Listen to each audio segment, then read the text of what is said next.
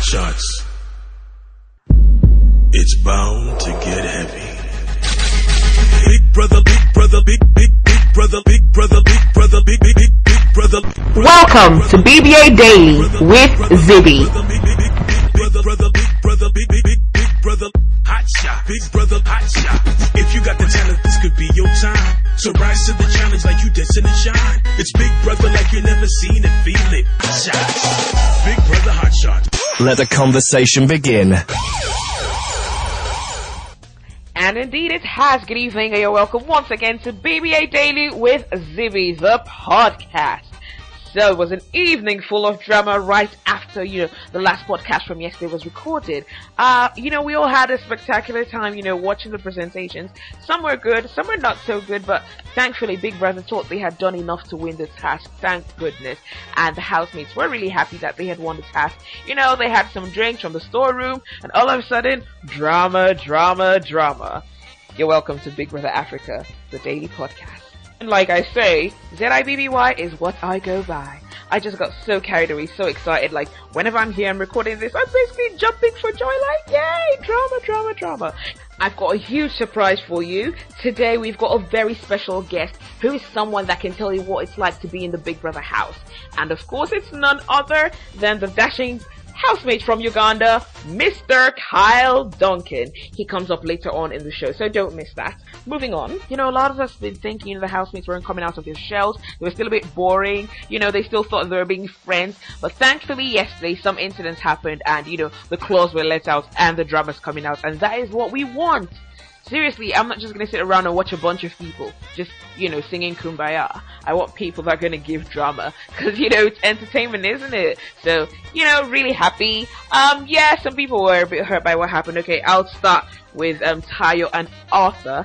Apparently, Tayo, I missed that, but Tayo said to Arthur that he thought Idris from Tanzania was, he did a better performance with the comedy. I thought so as well. A lot of people thought so as well. I actually said that on the podcast yesterday.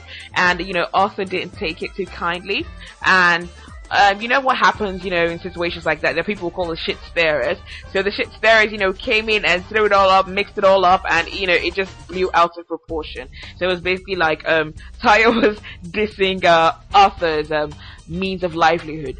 So, I could see people, talking, and I didn't know what was going on. There are conversations everywhere. And for some reason, we need more cameras. We need to see what is going on all the time. It's 24 hours, isn't it? Okay, so, Ella, Frankie, Alusa, JJ, and there was a party downstairs, like the traditional council of elders, and they held this meeting dissecting Tayo, and they were not too happy about what he had said. What shocked me though was Arthur was quiet most of the time. Apparently Tayo had apologized to him, but the shit stairs just wouldn't let it go. So Tayo felt really bad upstairs, and I think Tayo is a bit too much sometimes. Like sometimes shut up. You don't have to say. You can think it in your head. You can laugh in your head, but don't say it potentially when it's a situation where there's so much at stake. It's a competition. You guys are not family. Like Tayo later said, he said, "I just realized we're not a family here. It's a game." And I'm like, dude, Tayo, really a family? If you want a family, go back to your house in Lagos. The funny runs. Those are your family, not some random people who are all competing to win the grand prize. So, I understand, it seems like Tayo is a very open person, and he was a bit hurt. And he did tell Esther from Uganda that he had no idea that Arthur was a comedian. That Arthur, I'm sorry, I can't pronounce that name, had told him he, had a show, and he thought it was like, just regular radio show stuff. So, makes sense. So he probably didn't know that Arthur was a comedian with a comedy radio show. And to be honest, I wasn't exactly impressed by Arthur's comedy on opening night, and neither was I impressed by it yesterday. I thought, however, Idris was absolutely spectacular. He did a really good job. And Tayo just went into this mood where he starts remembering so many people that had died. Like, wow, I think, he actually told Esther he might need counseling coping with his cousin's wife's death, because it was so sudden and unexpected. So in a way, I did feel bad for him. But hey, it's a game, and you brought it upon yourself. Just sometimes learn to shut up, sometimes learn to say it. I mean, I think, shutting up is a better option, because if what is being said is not exactly, important, or it doesn't directly affect you, you don't need to say anything. Just keep it to yourself. And yeah, so that was it with Tayo and Arthur's fight. It went on for a very long time. Tayo seemed a bit deflated, and Esther's like, oh, they killed your vibe. He's like, no, they can't kill my vibe. I thought that was good. So, yay for you, Tayo. And now, on to the spectacular thing. I told you on the previous podcast, day before yesterday, how Sheila had been flirting with Tayo, and all of a sudden she noticed Lanla from South Africa, I cannot pronounce that name, Lanla was drifting towards Mira. And when she realized Tayo wasn't interested, and she was losing Lanla, like the sharp chick that she is, next thing she did was get Mira and convince Mira to get into a relationship with Louis, or Mr. Red Hair. Yeah, so Sheila is so manipulative. I'm loving it because that's drama. It's something girls do, if you don't like a guy and the guy is, coming on really strong and you don't know how to tell him for some reason, you don't want to hurt him, you just start pushing him towards your friend, so he's out the way. So I think that's what Sheila is doing. She's pushing Mira to Louis, so her route with Lanla is absolutely clear. Sheila's playing a game though, and it's very obvious. It's a bit too soon to just walk in with a strategy. This is the point where you're supposed to, try to study, see, will this work? Like I said about Lanla is a bit blonde. I don't know if that's an act, but he is a bit blonde. He's not the smartest cookie. And, a lot of the time he just seems uninterested and dizzy and confused. So it might, work on him. I'm not too sure. But one thing I could notice was when four of them, got into bed together, Lanla basically turned away, like he's facing the other side and not saying anything and acting like he's sleeping. But I noticed sometimes when Mira would say something, and Sheila was by his side, and then Mira, and then Louis. So it was funny because sometimes, he was acting like he was sleeping, but Mira would say something, and then he'd sort of sit up and speak over Sheila to Mira. And with Louis and Mira, you can tell there's no chemistry. Louis just wants a girl to throw herself at him, but I don't think he's feeling Mira in that way. So it's a bit awkward. But, Sheila she's got that strong personality. So she basically just forced them together. And she convinced Mira that, it's eviction week, they need to do something, they need to get into relationships. Girl, the viewers are listening. I probably didn't say this, my tips on the opening, the very first episode of the podcast. But Africa doesn't like to see fake relationships. No one wants to see a love rat. That is what happened to Miss P and Alex from Big Brother Amplified. They got booted shamefully because of the fake romance. And then there was the incident, Uti's first season, that was the second season of Big Brother Africa, with Latoya, because she was playing Morris from Uganda, who was absolutely hot, and Rico from Angola. I just love the way that sounds, Rico from Angola. That sounds sexy, Rico. Okay, yeah, so Latoya was basically playing Morris and Rico against each other, kissing them in corners and stuff, and she was the first housemate that got the boot. So, Africa doesn't like to see fake romance, especially when we know it's fake. So, Sheila, girl, I don't know, but change your game plan. And something I noticed today was, I think Mira is now starting to like Louis, or pretending like she likes Louis because she doesn't have a choice. She thinks that's what Africa wants to see. I remember they were sitting at a table in the kitchen, and Mira was sitting next to Lanla, and they were having a conversation, and Louis walks in and she just lights up, and it seems like Lanla gets grumpy. Maybe I'm imagining things, but, I definitely think Lanla would have preferred, because, Sheila is a bit too much, but I think Lanla would have preferred Mira. But hey ho, Sheila, you're a tough chick, and I love that. Keep it up. It's all a game, play, but do not get caught. And early this morning, there was some entertainment going on in the house. Tayo was, the skit director, and he had Lillian, Esther, Sheila, joined in, and at some point Sabrina came along with her forehead as well. So, there were 4 girls plus Sabrina's forehead. That's 5. Okay, so first skit was, two people on the bus arguing over space. It was so funny. It was hilarious. And then they had the basketball wives thing, but in this case, it was the Nigerian musician wife thing. It was the band, Durella, Mrs. Debon, Mrs. Durella, Mrs. Don Jazzy, and Mrs. someone else. So that's with Davido, my boo. Yeah, Mr. Cute and Mr. Rich. Yes. So it was really entertaining as well. So big ups to Tayo and the crew for entertaining us, because, it probably was a boring morning. And the funny thing was, while this entertainment was going on, JJ was on the outside bitching about Tayo. It was so funny. And then, how Tayo just shakes people all the time. So Tayo walks out after the skit, and he sees JJ's like, JJ, and they talk and they shake and they hug, and I'm like, oh, this reminds me of Judas. But I mean, come on, it's so difficult in the house, in regular life, you hate someone or you can't stand someone, you can't be around them, but, in the house, they're all stuck with each other. I don't know how they manage to keep all those smiles on the faces, really. It's so difficult. And, speaking of Tayo, wow. Have you guys noticed how much Tayo loves to shake people? I mean, Tayo is always shaking people. Like, you're having a 5-minute conversation. You know what? Let's have this mathematical equation. And if you can figure out the answer, please tweet me or drop a comment after this podcast.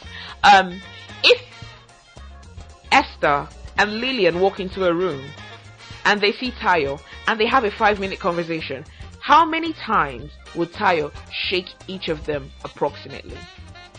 Yes. If you can figure out the answer to that, I'd really love to know. So please let me know. Cause, Tayo is a bit of a shaker. And I didn't say this at the beginning, but I was so excited. We've got a former Big Brother Africa housemate to share his story with us. I'm so excited. And I'm sure you are as well. So don't go anywhere. We'll take a break now. And when we come back, we'll speak to that wonderful housemate. He's such a lovely guy. We spent, hours chatting today. And, I'll tell you about the twist in the game. Don't go anywhere. Big Brother Hotshot. Big Brother Hotshot. If you got the talent, this could be your time. So rise to the challenge like you destined to shine. It's Big Brother like you never seen it, feel it. Don't go in unless you're going in it to win it. You'll need shades cause the spotlights are so bright. And when you reach that height, you will have to fight. All eyes on you, your name and lights. You want the fame, man, I'm like it's your right. Gotta get into action, drag out your passion. I like to live for, drive it up and you can cash it. Fame and fortune is all you got. When it's rise, the hot shots. Big Brother Hotshots. Starts 7 September, exclusive to DSTV Premium, DSTV Compact Plus, DSTV Compact, and DSTV Mobile. Rated 18. You're welcome back to BBA Daily with Zibby the podcast, and of course I'm ZIBBY, and that is what I certainly go by. Okay, so everyone probably at this point is aware of the ridiculous twist in the game. I call it ridiculous because I don't get it. It doesn't make much sense to me. There's no need, going over and over. So I'm sure everyone, we're all BBA super fans, so we all know what's going on. Well, this is my take on it. I think that twist has lots of problems. And there are about 6 or so, and I'm going to list them out. First one is, it's designed to rip off the viewers. Me, you, and everyone else voting. I mean, technically, I haven't voted, so I can't be, ripped off, but subsequently I might have considered voting. I mean, the 25 housemates up for eviction thing was totally ridiculous. Okay, fine and good. We're trying to cope with that, and then we've come up with this, Big Brother has come up with this ridiculous twist. I mean, are you kidding? So basically, we're voting twice every week. Once for, to see what group goes up for nominations, and then we're voting to save. Like, seriously, Big Brother, are you giving us free money to vote? Like, I think it's designed to rip off the viewers, and I think it's definitely unfair. Big Brother might be broke. So, yeah. Okay, second reason is the Borites are guaranteed to go really far. Imagine someone like, Trigaza. Now, I saw a very funny tweet from someone who asked if Trigaza's audition was done in sign language. I think, I can't remember exact handle, maybe Spunky C, but it was really funny. So, people like the Borites, have a chance of going far as long as they stay on a winning team. And to me, that is unfair. We don't want boring people all the way to the end. We need entertainment, man. I'm watching TV because I'm trying to be entertained. So that's why I'm watching Big Brother. And number 3, viewers vote for not the performance, the performance which is presented, but the team that has their favorite housemates, I mean, okay, let's say we've got A and B. Okay, Group 1 has, the musical people, Casey, JJ, and I say JJ with me rolling my eyes, and, everyone else on that team. And then you've got the other team with, the not so great singers. I mean, but seriously, does everyone have to be a singer?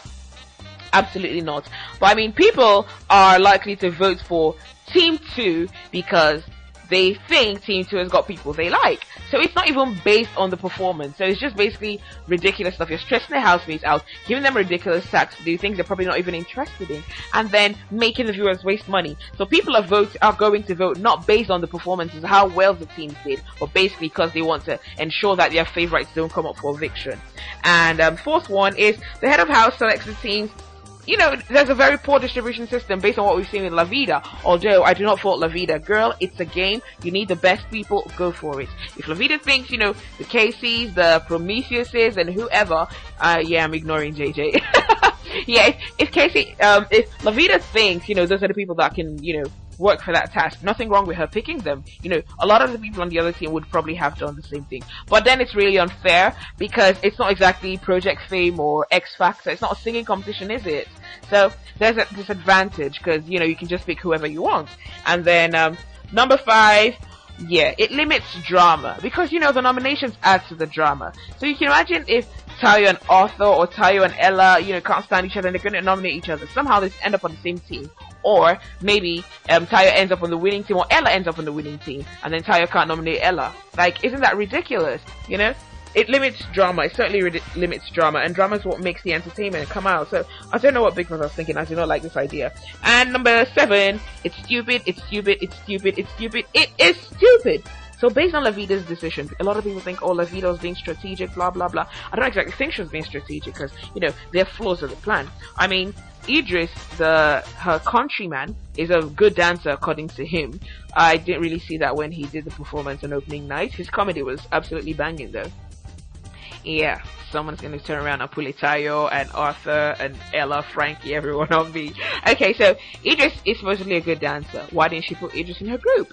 I mean, if he's such a good dancer, he would probably have a very positive impact. But then again, she probably knows people are going to be voting based on who is on that team and not based on their skills. Putting 2 countrymates is guaranteed to give more votes, like the 2 Nigerians, Leila and Tayo, the 2 Rwandans, Frankie and Arthur, and who else? Yeah, the 2 Kenyans, Sabina, the 3 Kenyans, Sabina for her forehead, and of course, Alusa. Yeah, Uncle Alusa. So, basically, they're guaranteed to get more votes. But if by some reason, the other team wins, those 3 people are in trouble. Because the votes from their countries are split between them. And that's what she tried to avoid, and that's why she probably sent Idris to the other team. So, it's a bit left and right. If they lose, it favors her. If they don't, it favors her either way. So yeah, I don't know. I'm still a bit undecided on that. Now, we're gonna take some tweets. Just know I love Twitter, and there's some very interesting tweets all over the day. I'd like to just go really quickly to Twitter, and we can see what people are saying, because that's like the easiest way to follow the conversation. So I'm off to Twitter now. I mean, yeah. What about if 6 people leave on Sunday from one group?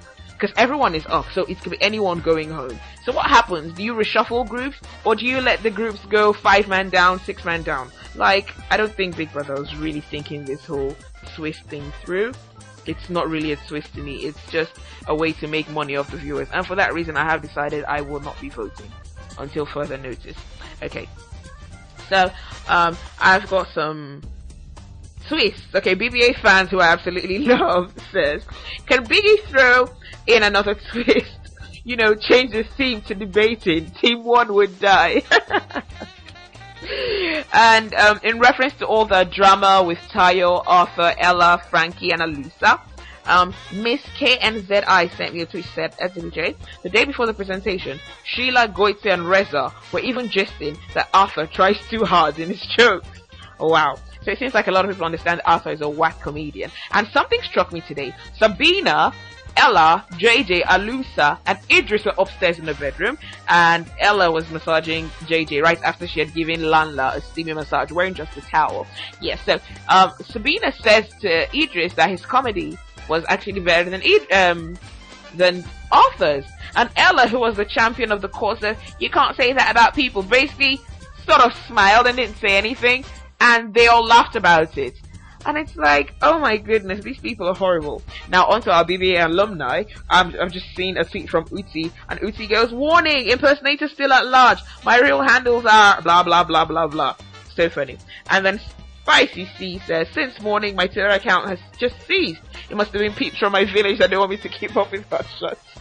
Oh, you guys, I just love all of you. You guys make my day. Okay, it's time to head on to listen to Mr. Bahamas, Kyle Duncan.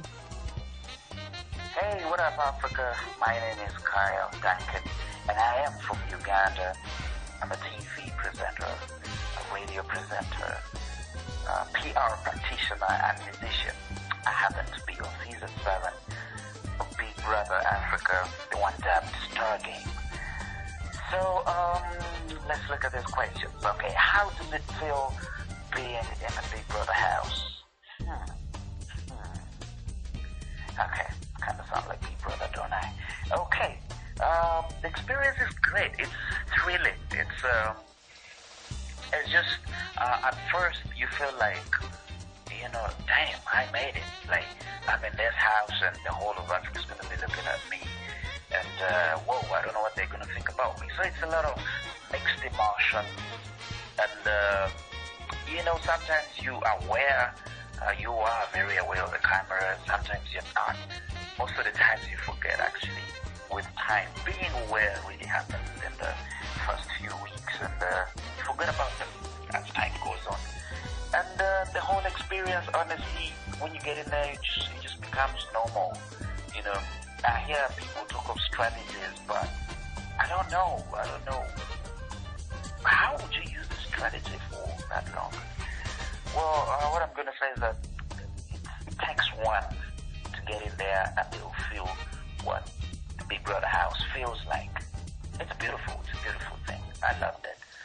And who knows? I could do it again. Or not. Okay, how has life changed after Big Brother? A lot of things have changed. Well, before the show, I kind of had my own following. Before that, you know, I've always been on radio before and TV before,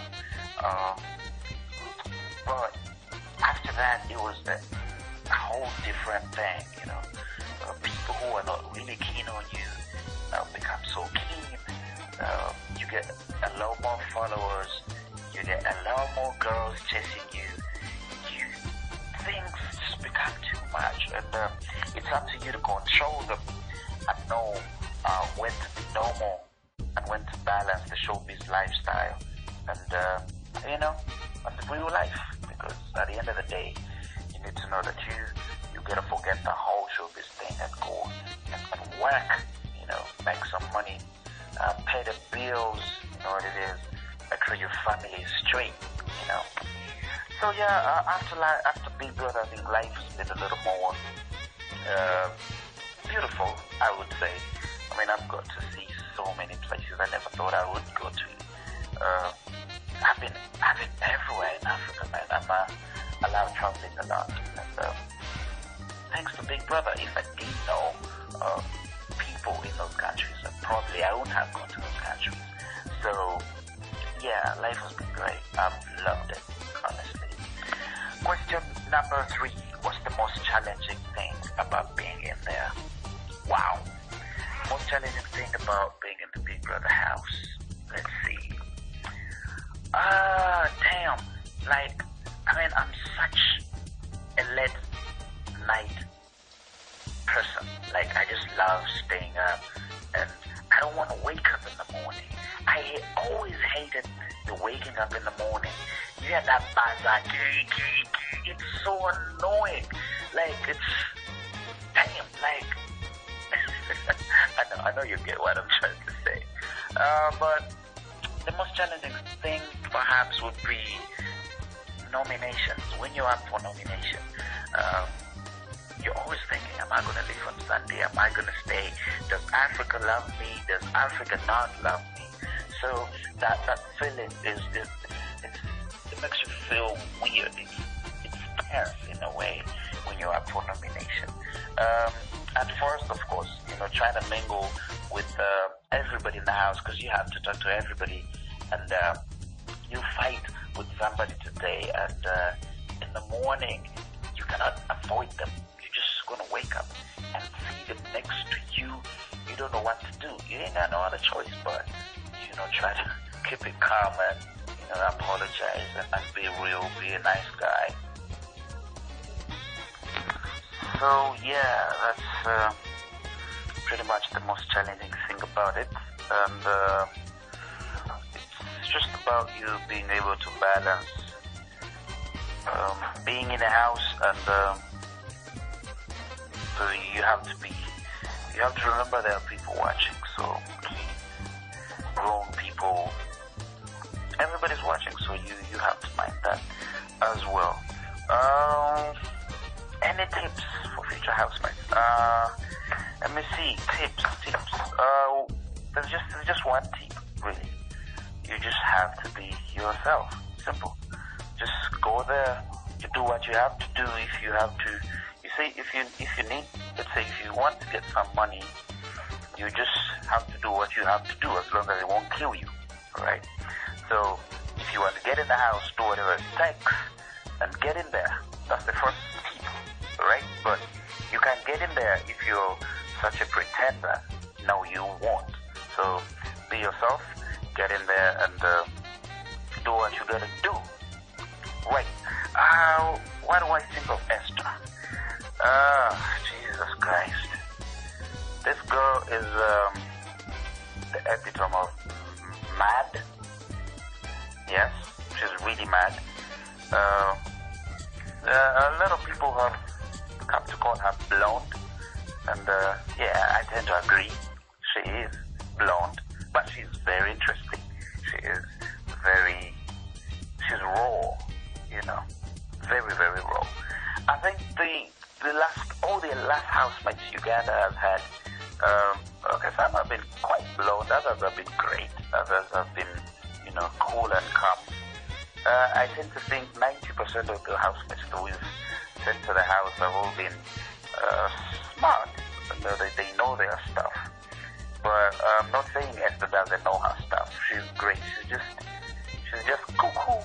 Like in her head, she does what she wants to do. And probably that's what we need to get the money. And I'm all in for her. I just have to, push for her, support her. Maybe she's gonna get the money. But look at Ella as well. Ella is the calm one. She's a smart one. Her being the current Miss Uganda and all. She's smart, and I believe both girls are gonna go far in the game. And I hope one of the girls brings the money home. Yes, go far in the game. And I hope one of the girls brings the money home. Yes. And let me see, my message to Uganda on her independence. Well, I'm not such a political guy, that's for sure. But 52 years of independence is something big. Yeah, so to every Ugandan, happy independence, I guess, that's what they say. But being an Independence Day and a holiday doesn't mean, life has to stop. We gotta do what we gotta do. So tomorrow is gonna be 10th of October, and there'll be no more independence until next year. So yeah, every Ugandan, make sure you don't drink and drive tonight. Just be yourself. Thank you so much, Kyle, for that lovely message. And that was Kyle Duncan from a Big Brother Africa Stargame housemate. And that was the season in which Keegan from South Africa emerged victorious with the money. And it's Uganda's Independence Day today, and Kyle has sent that lovely message. I think in the spirit of love and, unity, it's only proper that I send a message to Uganda as well in Swahili. I mean, yeah, my pronunciation might not be spot on, but trust me, it's the love and the message that counts. It's from the heart. So, Uganda, this is what I'm saying to you. Habari watu nzuri ya Uganda. May wiwi kukwa na nguvu na kufikia uku. So that is for you, Uganda, on this lovely day of your independence. And like I always like to say, Africa, arise and shine. And like Maki 2 said yesterday, Africa, your time is now. It's time to go, and this is the part I absolutely do not like. But not to worry, I'll be back here 21:30 Central African time tomorrow evening. And we'll sign off. Have an African evening. Good night.